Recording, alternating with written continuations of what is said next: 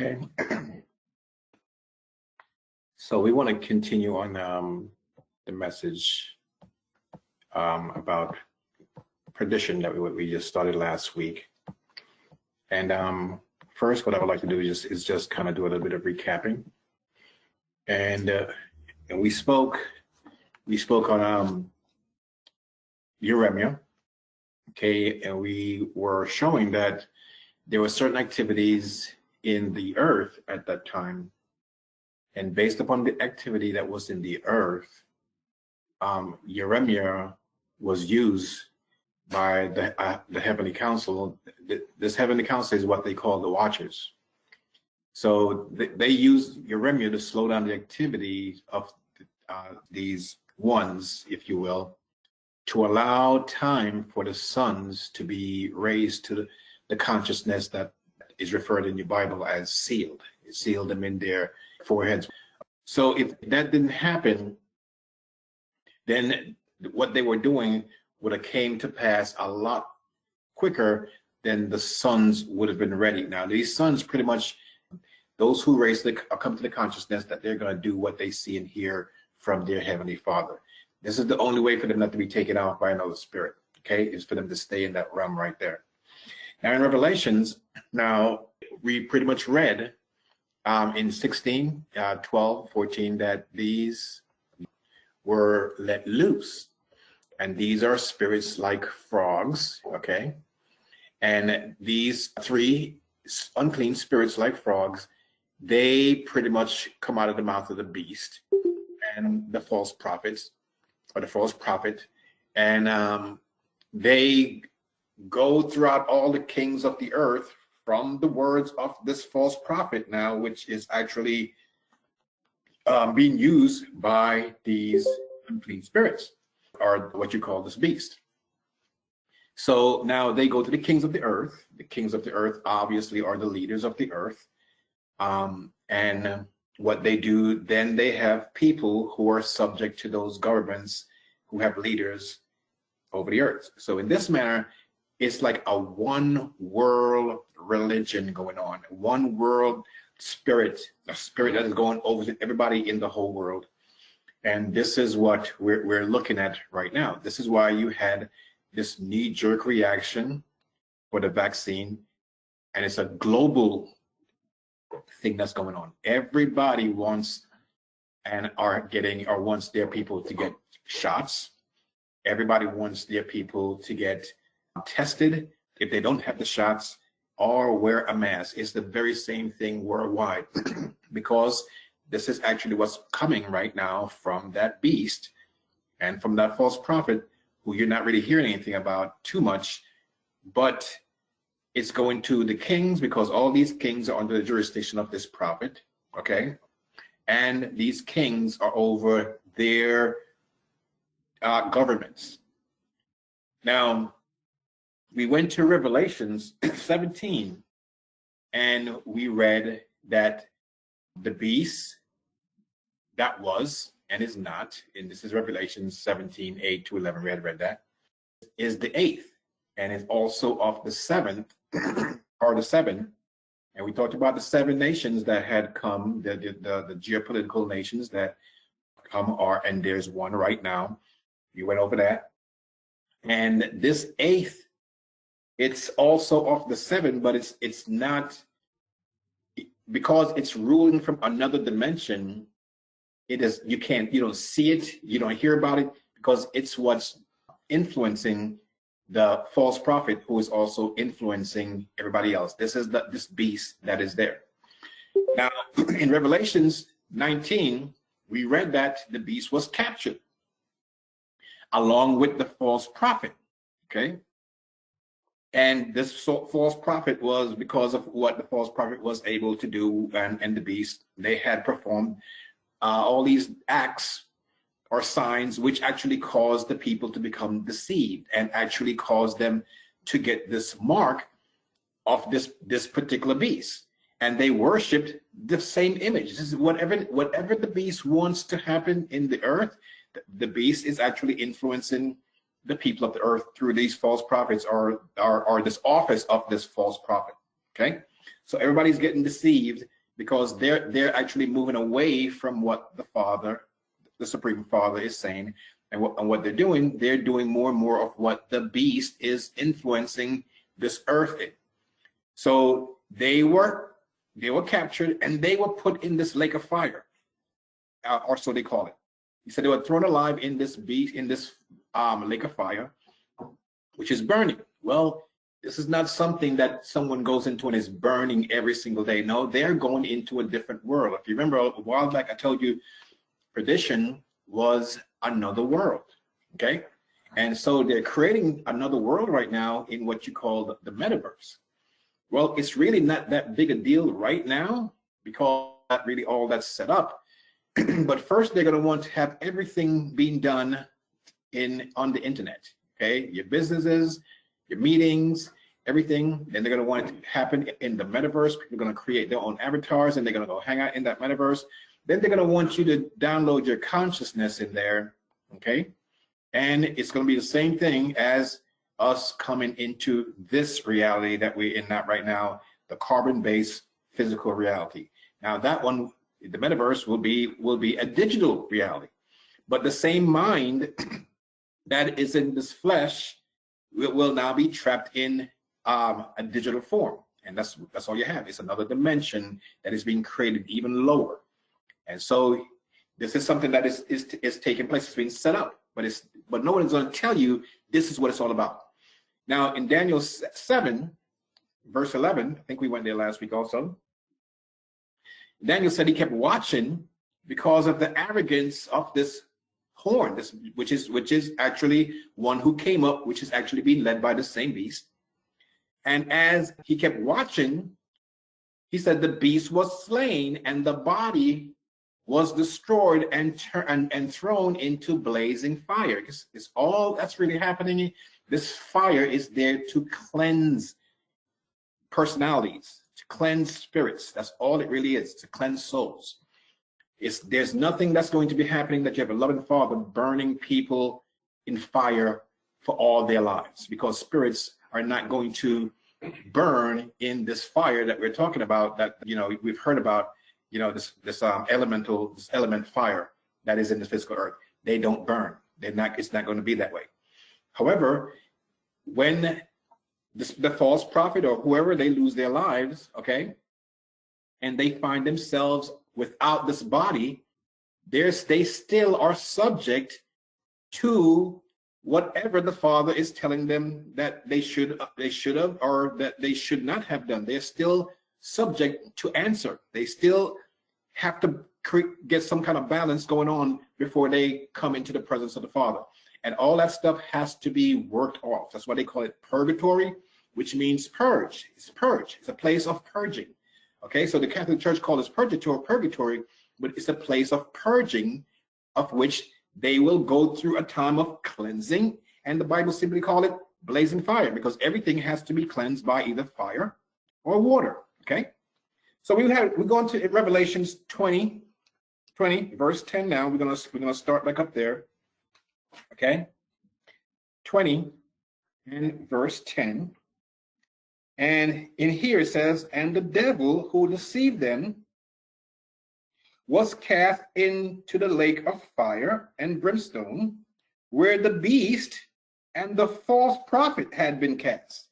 So you see, the beast is being cast there, and the false prophet had been cast there, from what we had read last week. But now we see that the devil is also being cast there.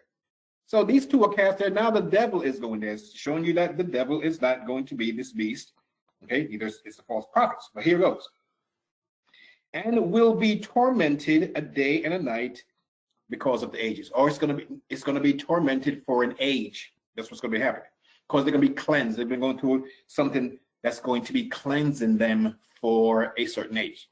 Now, the devil is what we're talking about here, because people think the devil is Satan, and we were looking at that last week. So in what we were looking at last week, we looked at Revelations chapter 20, verse 2.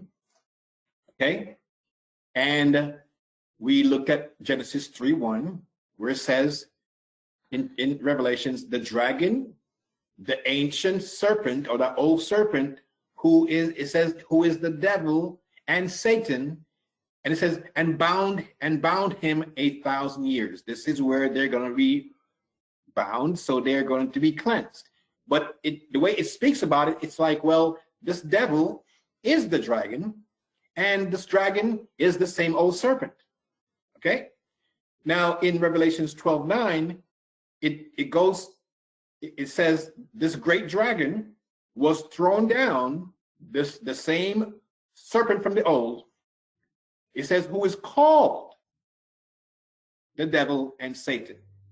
And I told you guys to check out that word called, because that word called is simply talking about summoning the devil and Satan. And the devil is summoned when we do certain activities. We actually attract that frequency.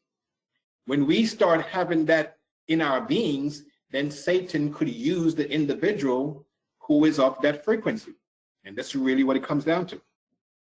Now, just as Passover and the Feast of Unleavened Bread, or the whole Feast of Unleavened Bread and Passover is now called Passover, but it's not Passover, because Passover is an event, and the Feast of Unleavened Bread is a feast for 7 days.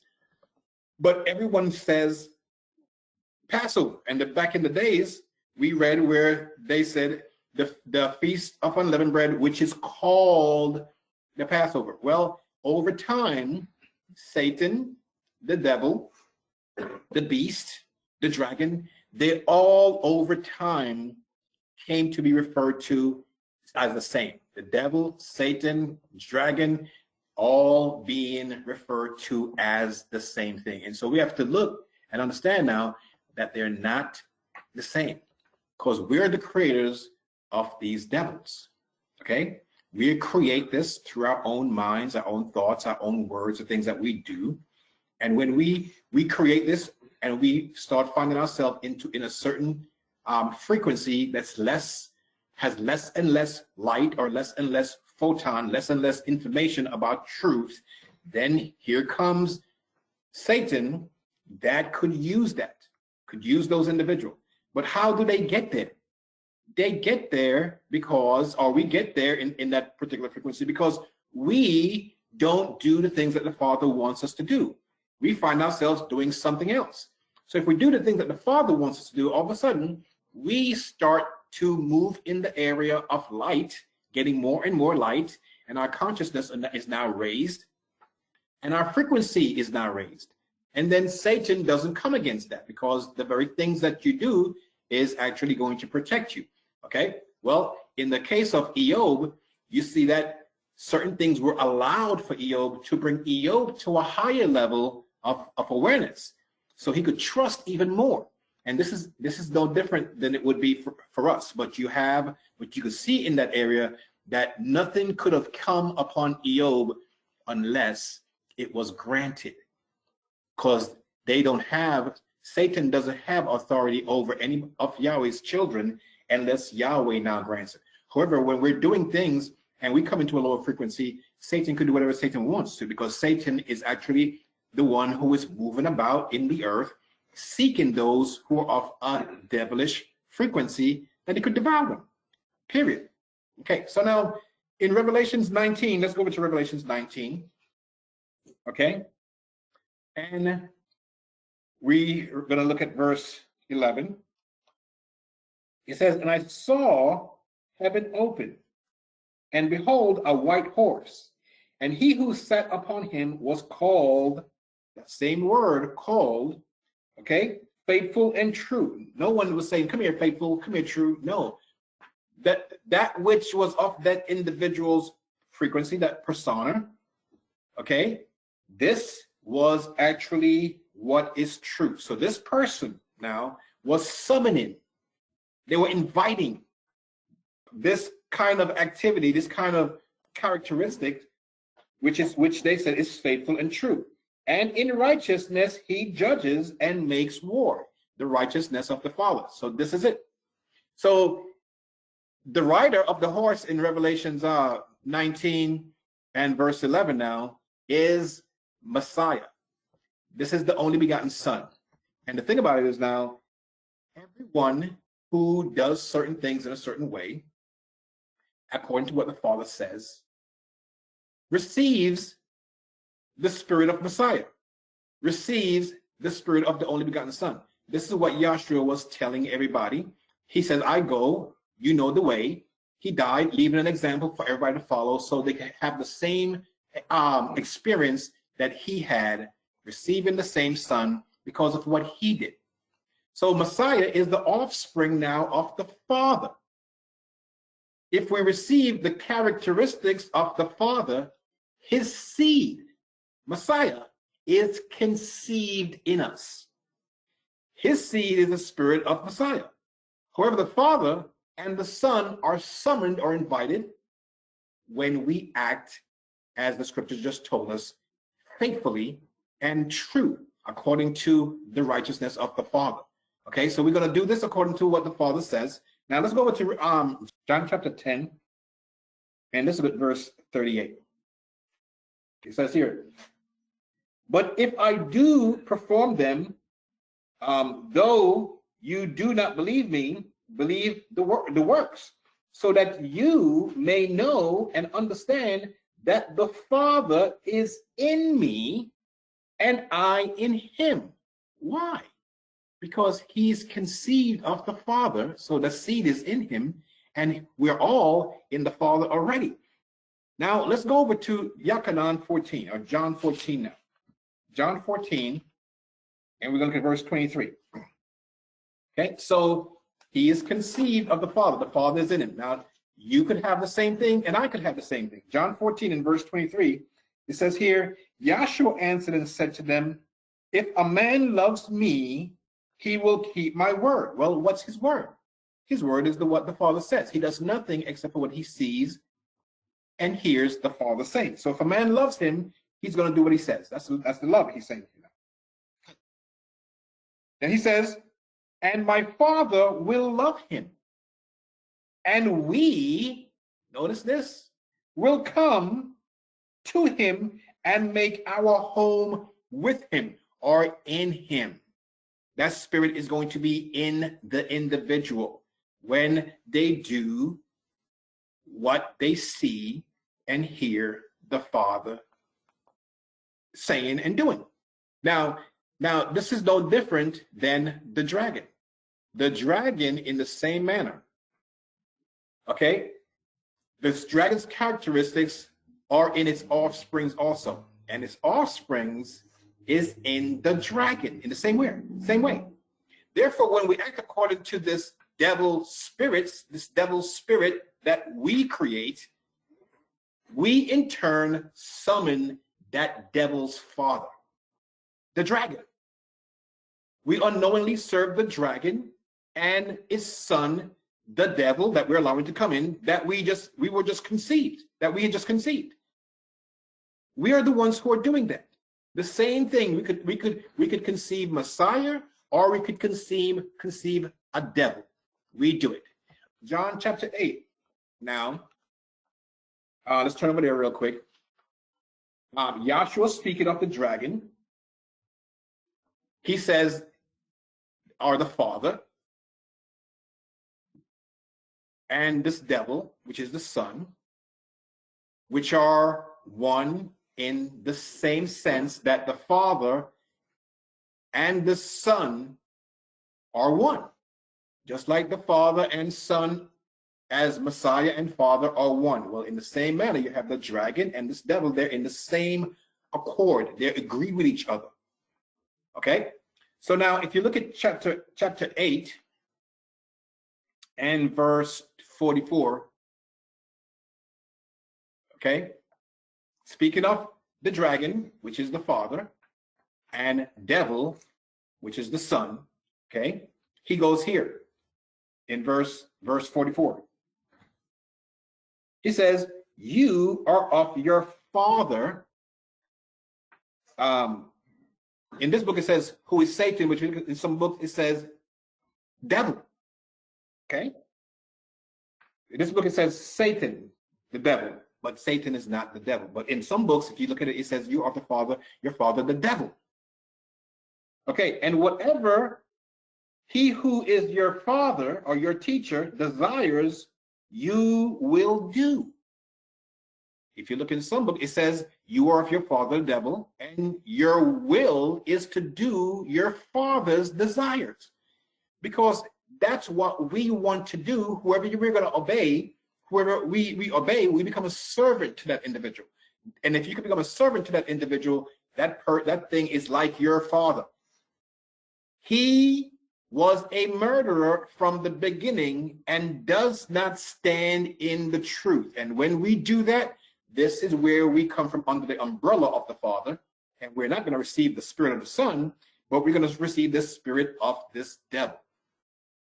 Because there was no truth in him. When he lies, he speaks of his own characteristics.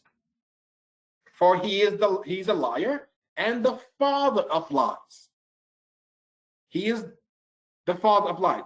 He referred to the devil as their father and Satan as their father.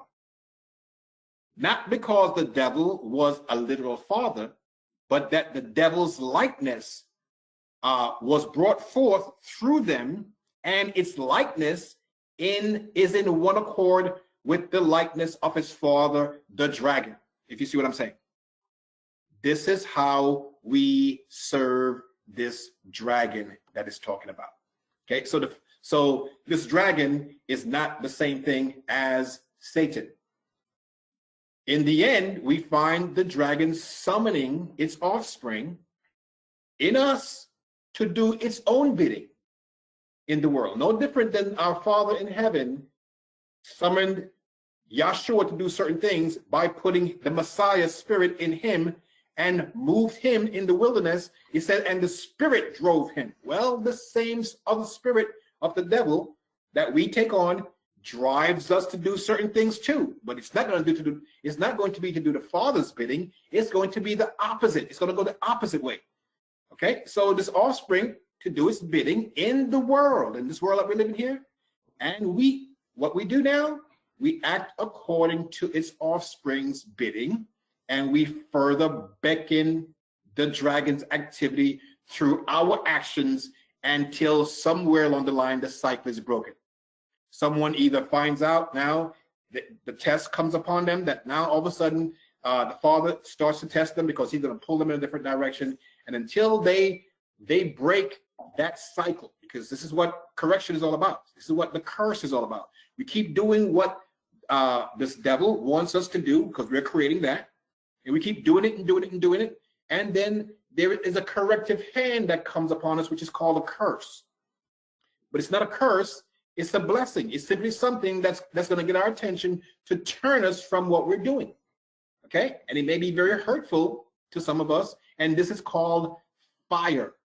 Okay, it's fire, the same kind of fire that these other guys are going to be in, but it's going to be in a spirit sense, in a different dimension. But we get it in this world right here, where trials come upon us, and we now start to think about the things that we're doing in order to change our own course. So the Father gets our attention in that manner. So now we're going to go to Matthew chapter 25. I hope I made that clear. If I didn't, please let me know, and we'll go over that part again. Okay, so in Matthew now. Okay, so remember, the devil deceived everybody, but the devil is going to be cast into this fire and brimstone, or anyone who is going to be of the frequency that's going to be conceived or conceiving this seed of the devil. Okay, that those activities or those individuals, they also have to be cast in this lake of fire, if you will. Why? Because they have to be cleansed. They have to be turned from the negative activity that they're going through. It's not to have them in there burning in some kind of fire. It's not going to be that way. They're going to be purged. Okay? Now, how were you and I purged from the foolishness that we were doing? Didn't the Father come to us and warn us, at least myself, time and time, but I wouldn't turn, and then pretty much certain things started happening. Well, my attention was actually gotten at that time. He got my attention, and of course, then a road started that I started to move in a different direction. Well, same thing is going to happen to anyone. When everyone, the Father has his own manner in which he gets everybody's attention to turn them around to following him. But now it's the end of the age. At the end of the age, you need those to test the sons. So he's allowing at this point those who are of this negative activity to test and try the son. But he doesn't hate those or anything like that. There's no hatred for them. He's simply using them to bring the son to fruition so the son could take over whatever the place they need to take over and then continue the job that they came in here to do in the first place.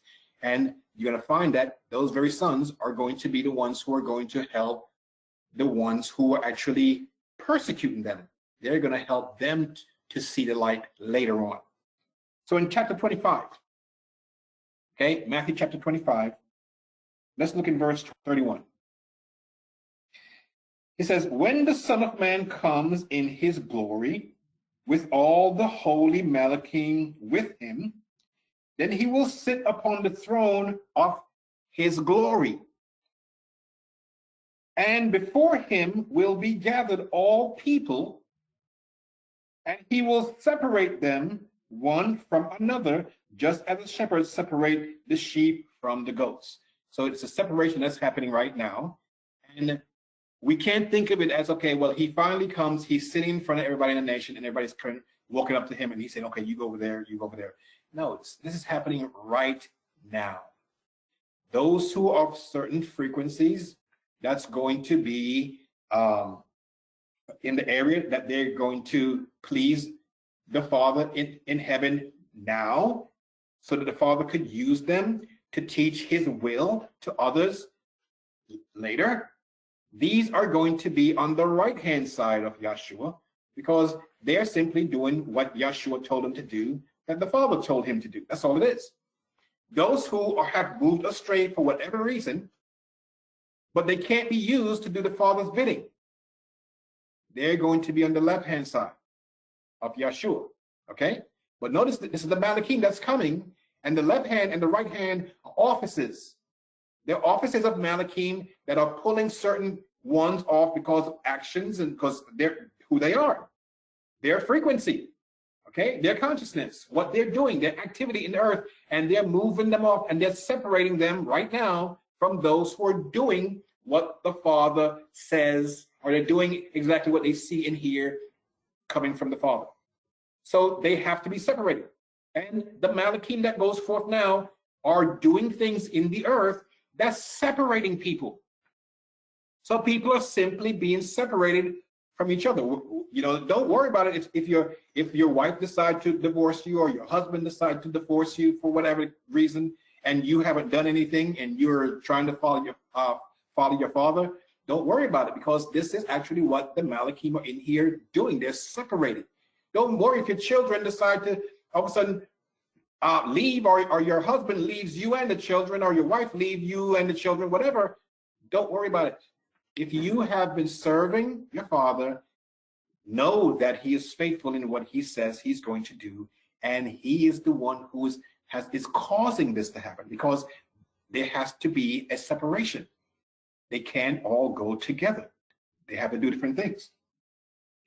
So he says here in verse 33, and he will set the sheep on his right hand, but the goats on his left.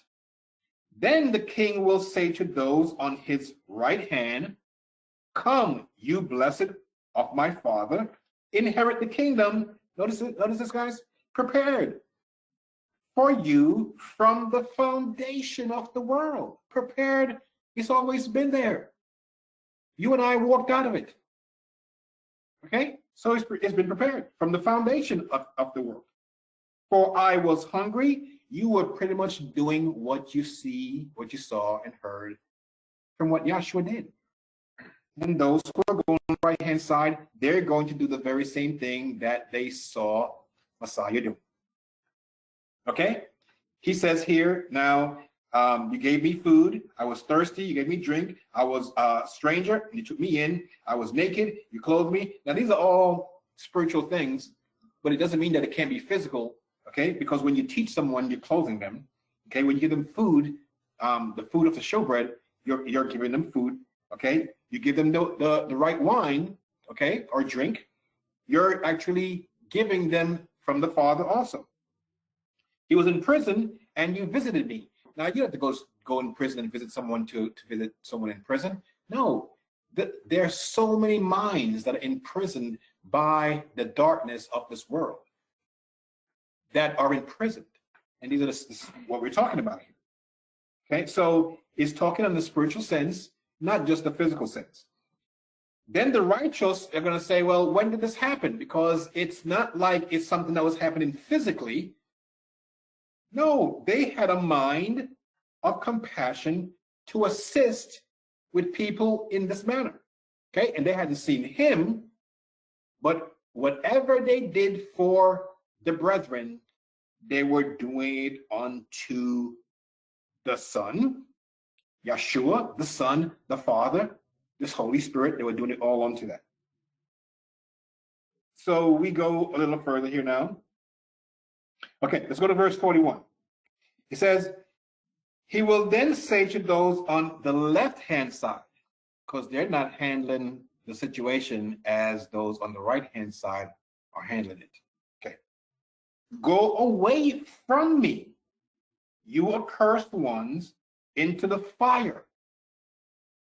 This is the fire where the false prophet was thrown and the beast was thrown. Remember, the devil is being thrown there too. Well, everyone who has this frequency that they're not doing what the Father says, and Yeshua says, come and inherit this kingdom, they're going to be thrown in this fire. Okay? So notice where it's going now. It's prepared for devils.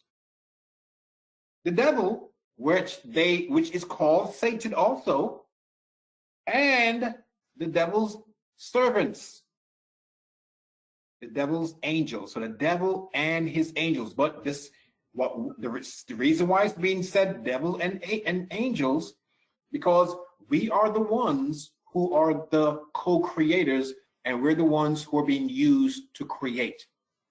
Whatever we do that through what you would call an angel doing something on our behalf, because we have servants that goes into activities for us based upon our thoughts, our thought process, our words. We start causing things to happen all around us every day. So this devil, now that is called Satan, they call it the dragon, and they call this devil the beast. If you look, you see that the beast was thrown in the fire separately from the false prophet, and now the devils are going. Devils are all those who summon this. You and I are the ones who summon these frequencies when we do the very things that Yeshua is throwing these guys into the fire to be cleansed. Okay, so in verse 42 now, it says, for I was hungry, the very same thing that he was telling these guys above, in the scriptures above, he was telling those guys above, listen, you did all these great things. To the guys on the bottom, he's saying, listen, you didn't do the things that would allow my Father to use you in this kingdom that is of his activities. You're of another activity. So you have to go into this other place where it's prepared for you. That is everyone who is not ready. Why are we not ready? Because we have this devilish mentality. We have been conceived with the serpent's seed. And the serpent's seed is pretty much summoning this devil frequency around us. And when we have this devilish frequency, now here you come, Satan has the job of actually separating us. That's what happens. Now, if you remember in Genesis, Genesis, it says that there was a Malak that was there, and he was set up, and this Malak was there to guard the way back into the garden, and no one could come into that garden. No one. Well, who put that Malak there? It was Yahweh who put the Malak there. Now, notice the Malak is only going to let certain ones go back in, but this was already prepared. It's already there. It's already there. And only certain ones could go back through into the garden. But everyone else are not ready to go in there, because this sword that the Malak has is a sword, a flaming sword. It's a sword of fire. So to get past this flaming sword, which cuts every which way, is cutting off the undesirable nature that we have upon us. And so all those, the devil, the beast, the false prophet that goes into this place of fire, they all have to deal with a similar sword, which is a fire that cuts every which way to make sure that they are purged to go back. But they have to be taught. This is why the sons that are sealed, they'll be the ones who will now be the leaves of the nations, or the herbs, or the leaves of the tree, and the herbs that will be used to heal the nations, their thoughts. Okay. We go a little further here now. So we're seeing here in verse 41. So they're going into a fire, the same fire that we just got looking at, and this fire was prepared for the devil and the devil's servants. Now, if you go down to the verse 46, it says, "And these will go away into the punishment of the end of the age, but the righteous will go into eternal life." Now, we don't have to look at it as a punishment. Okay? The righteous are simply going to ascend further up, and the other guys are not ready, so they have to be cleansed. They're not ready because of the thought process and actions and words and deeds. It's all it is. And those who are ready are going to be going because of their actions, their words, and their deeds. Now let's go over to Revelations chapter 21. Revelations chapter 21. Okay, and we're going to read verse 8. 21 and verse 8. Let's go to verse 7. Verse 7 says, "He who overcomes will inherit all things." Well, he had it before he came in here, though. "And I will be his father, and he will be my son. Come into the kingdom that was prepared for you from the beginning. But the fearful and unbelieving and the abominable and the murderer, the whoremongers, sorcerers, and worshippers of God, or idolaters, all liars," which is actually what their father does. You're of your father, the devil, because the father has lied, and that's the frequency you got. "And all liars will have their part in the lake which burns with fire and brimstone, which is the second death." Now, the second death is something that we got to talk about at some point, which is not going to be today. But just to go over it just real simply, those who overcome obviously don't need a second death, and they're going to go on the right-hand side. Those who don't overcome, they're going to need a second death, because they haven't put down the flesh. They haven't killed themselves to this whole world yet.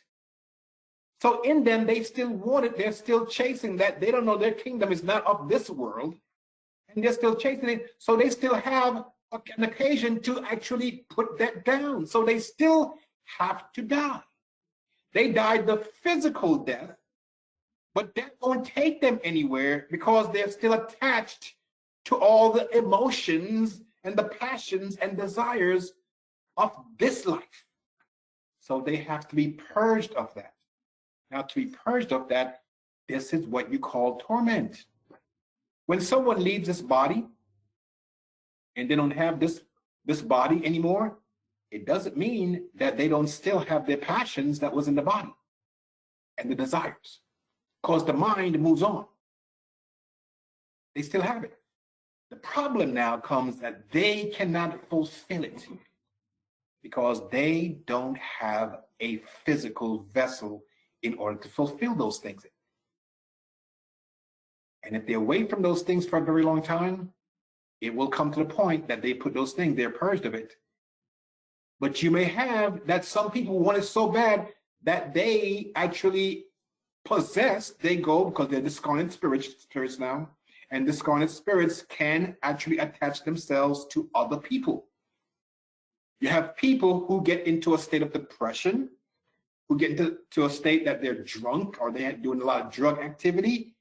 You have discarnate spirits that wants to get into a body and to experience those things that they can't deal with anymore because they don't have a body, get with those individuals and they actually take them off course. So a second death is needed for those. And the second death is simply the fact that those who overcome has already put themselves to death. They have already debased their passions and desires of this world. Those who need a second death are the ones who have conceived the devil. And now they're used by Satan. But they're going to be in the same place of their father, the dragon. Okay? That old serpent. That's where they have to be. Now, to be tormented. Now let's go over to Matthew really quickly. Go to Matthew chapter 25, and we're going to look at verse 25. So notice now the fearful, the unbelieving, the abominable, the murderers, the whoremongers, sorcerers, idolaters, liars, they have their part in this lake which burns with fire and brimstone, which is the second death.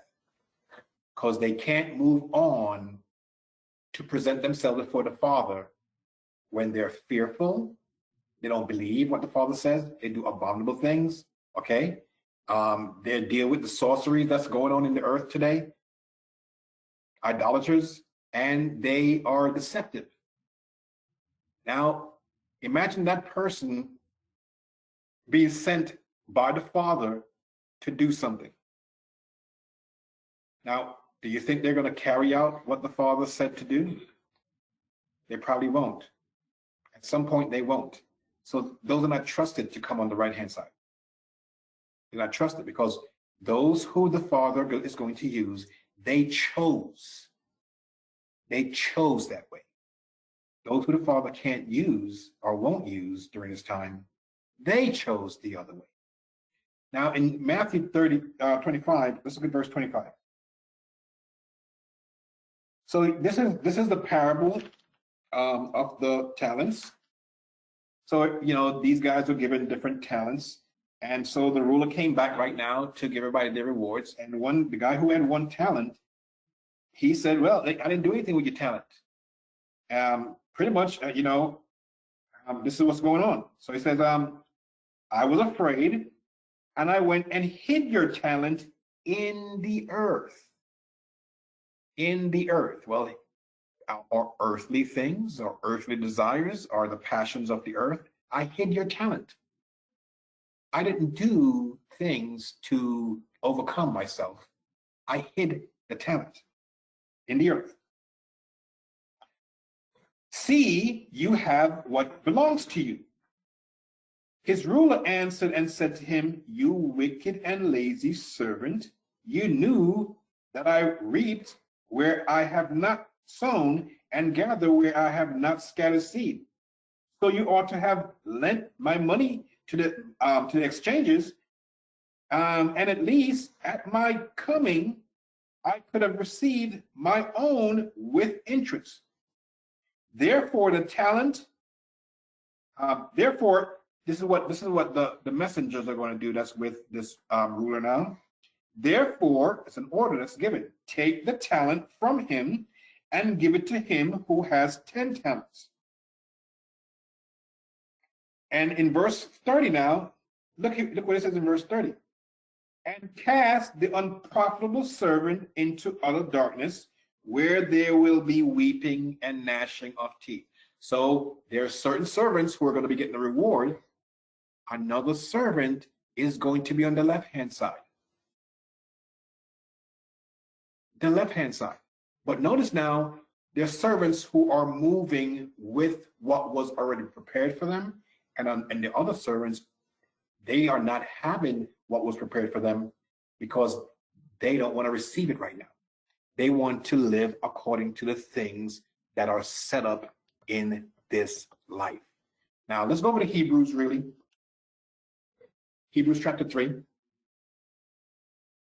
Okay? Hebrews chapter 3 and look at verse 12. It says, be on guard, brothers, that there not be in you, in any of you, an evil heart of unbelief, in departing from the living Father. Because this is one of those things that cause us not to overcome. When we don't believe. When we don't believe, notice what it says. We depart. We depart from the Father. Well, if we come before the Son and we're unbelieving, what happens? Well, we saw that he's going to say, get away from me. It's going to depart. But how are we departing? Because of something that's within our own person. We have allowed this seed to conceive. We have created our own demon. We have created this devil within ourselves. And now, based upon what we have cultivated, based upon that, we're going to have to go to the left-hand side. Because we're not ready. We don't believe. We're not ready. So now we have to be cleansed of that. Simply have to be cleansed of that. Okay, so 12 now. So you see that this is the departure from the Father. In verse 18. And to whom did he vow that they would not enter into his rest, but to those who did not obey? Well, why did they not obey? They didn't obey because they didn't believe. Same thing, verse 19. So we see that they could not enter in because of unbelief. Those are going to enter into the kingdom. Come on, enter into the kingdom, guys, because you're on the right-hand side and you did all these things that you saw me doing, which is what I saw the Father doing. And you guys over here, you got to go into where the false prophets and the beast is at, because you're going to have to continue going with them, because now they're going to be the ones who needs to be retrained. So they could actually start believing. Now let's go to 1 John. So he's clearly saying right there what the children of Israel went through. Those who didn't believe, he clearly said that they didn't enter in. Those are the ones who didn't enter in. Well, that was set up for us to understand spiritually. Because those of us who don't believe can't enter in. We can't.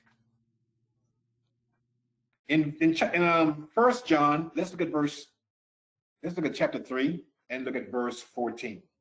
It says here, we know that we have passed from death to life, because we love the brothers. And that's how you know you have passed from death to life, because you love everyone, because they are your brothers. Okay? Even if they're sisters, they're brothers. Or we may say brethren. We love everyone. Okay? Because everyone is from the Father. And if we dislike anyone, we're going to be disliking an aspect of the Father. Therefore, we're going to dislike the Father. So when we love everyone, we know that the Father's Spirit is there, because the Father loves everyone. Even the ones who are not doing what he says to do, he has them there right now. Okay, he supplies rain for them, right? And allow food to come to them. Okay, now in verse 14, we pass from death to life because we love the brothers. He who does not love his brother abides in death. Abides in death. He who hates his brother is a murderer. A murderer is one who can't enter in. Cannot enter in. And you know that no murderer has eternal life abiding. Where is this abiding at?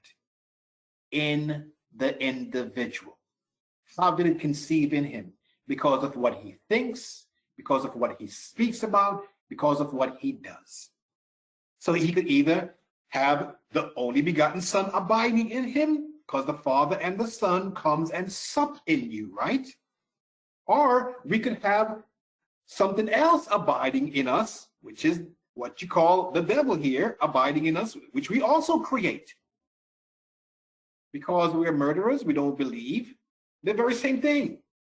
And so we have to move on to the left-hand side because we don't have that which it takes abiding in the temple. It's not there. It's not there. Okay? Let's go over to Galatians chapter 5. Galatians chapter 5. And let's look at verse 19 first. Galatians chapter 5 and verse 19. And in verse 19, it says, "For the works of the flesh are obvious." Okay? But our kingdom is not of that which is of the flesh. Our kingdom is of that which is above. Now, if you go at verse 13, you're seeing it's talking about walking in the Spirit. So it says, you are called into liberty. Liberty. Now, liberty from what? To do whatever you want to do, whatever you want to do it, whenever you want to do it, to whomever you want to do it to? No. No. You have been trapped in this dimension based upon what we have done.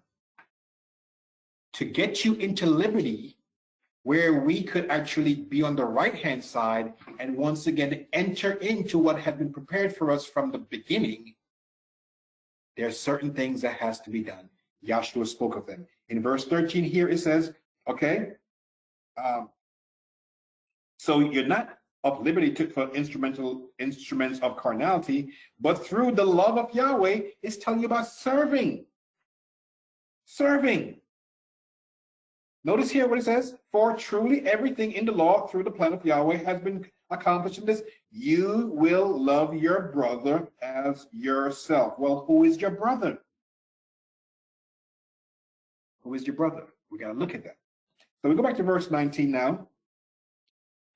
For the works of the flesh are obvious, because not the works of the Spirit, which are these: adultery, fornication, uncleanness. It's going on to a whole bunch of stuff. It's telling us. Envy in verse 21, okay?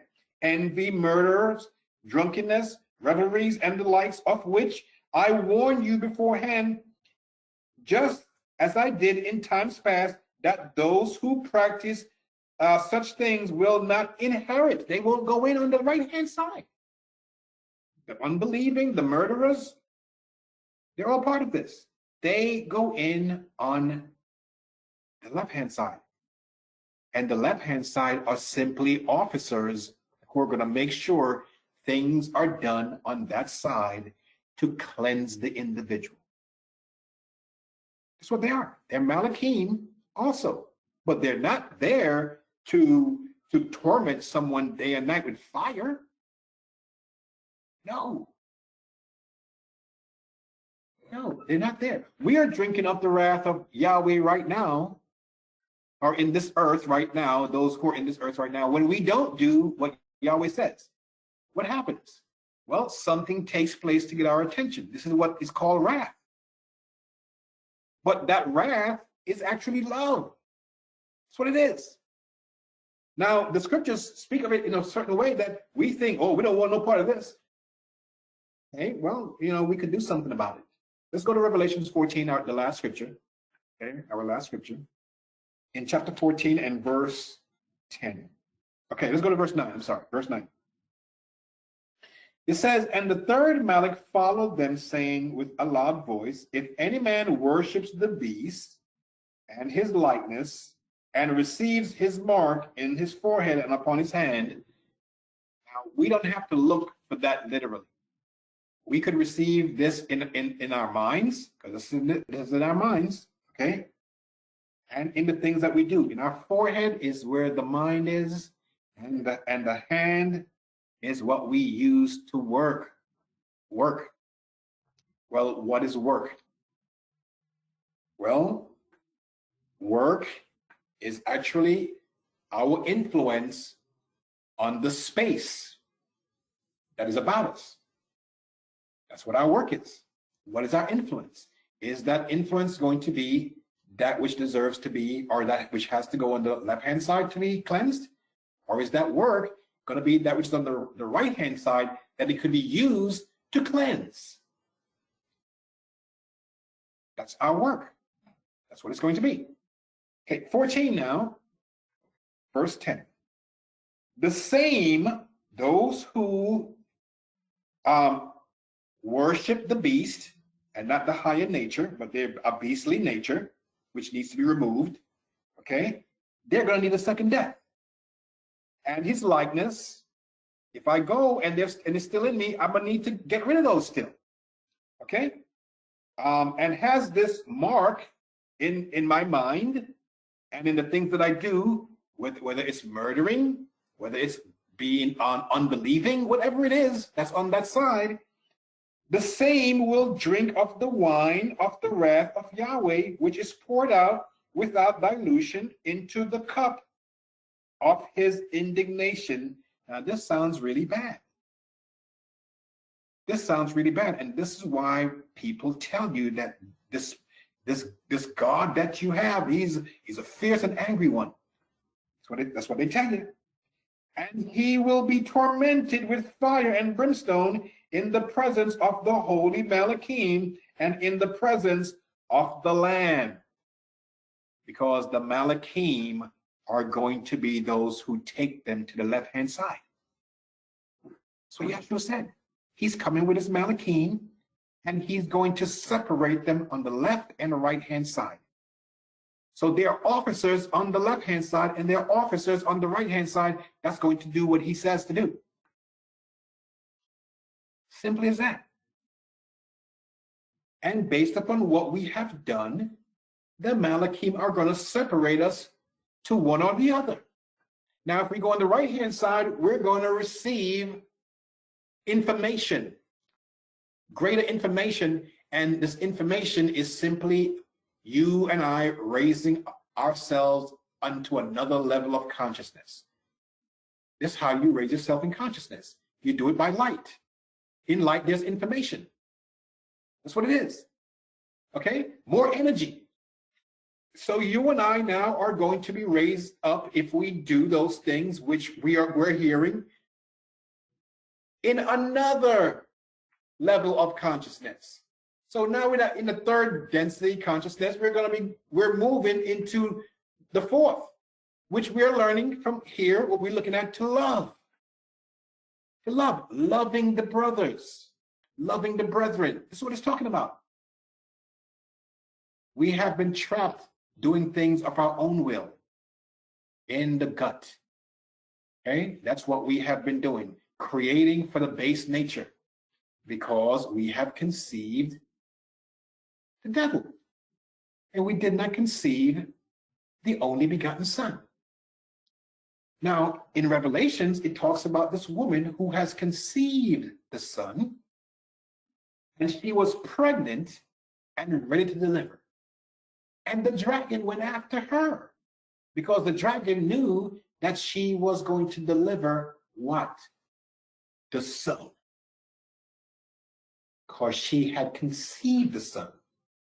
She conceived this only begotten Son by what she did. So that was in her. Well, the dragon had to conceive others to go after her. That's all that was happening, because there was two women. Okay, the dragon was a woman too. Two women, because they are of this nature right here that we're talking about, the principle. Okay, one woman was on this horse, or this beast, I should say, this beast, and she sat atop this beast. Well, they were chasing after this other woman who had conceived, and she was ready to bear a child, but she was conceived with the seed of the Father, and the seed of the Father brings forth the only begotten Son, or the characteristics of the only begotten Son, because that's the seed of the Father. Well, on the other hand, there's something else that's conceived there too, and it's conceived by the serpent. And it's in our minds, and we end up conceiving this devil within ourselves. And when we do, then we're under the jurisdiction of whatever Satan is going to do, because that's what the dragon wants. The dragon doesn't want you to go to the Father. The dragon wants you to be trapped. So liquidation comes to you, and you and I end up going into the world that the dragon is creating, because that's where they're going. They're going into perdition. And all those who are doing what the dragon does, the devil's going to be thrown in there, the serpent is going to be thrown in there, the false prophet is thrown in there. That's what it says, thrown in there. But hey, they're going to be choosing that. They choose. We all are going to choose. Either we choose to do the things that's of the spirit of the only begotten Son, or we're going to choose to do the things of the spirit of the devil. That's our choice. And we're going to go to either the right-hand side, as it speaks of in, figuratively in the scriptures, the right-hand side or the left-hand side, which are two different worlds. With that, I'll go ahead and close.